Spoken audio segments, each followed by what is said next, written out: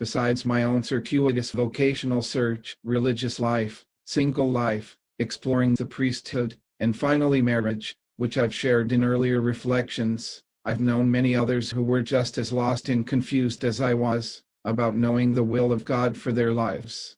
That's because we put the cart before the horse. It makes sense, at least to me, that an all-loving God would want us to know His will, but not that He'd make it so obvious that we wouldn't have to make some effort to search, understand, and commit to it. Well, He has revealed Himself in His will, and given us a church to help us, but we need to be willing to find out who He is, what He wants, and how we fit in. There's an order to this search. To do it right, we need to search for God, not just want to know and do His will.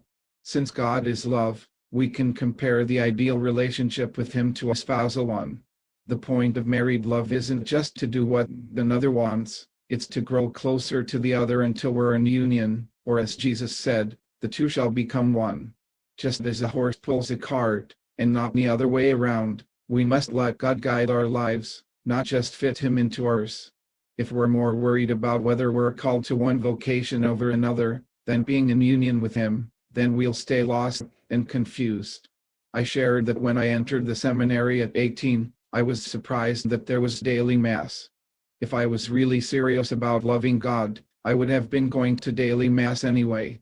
There are really only 3 great commandments. First, loving God with everything we've got.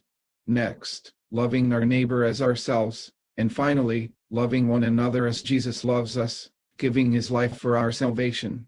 Being married, single, in religious life, or ordained, is secondary to this call to complete love. I'm convinced of 2 things regarding vocations. If we devote ourselves to love, it will naturally emerge, or God will make it abundantly clear. If our only concern is responding in love to God's love, we're doing His will for our lives, no matter how we happen to do it.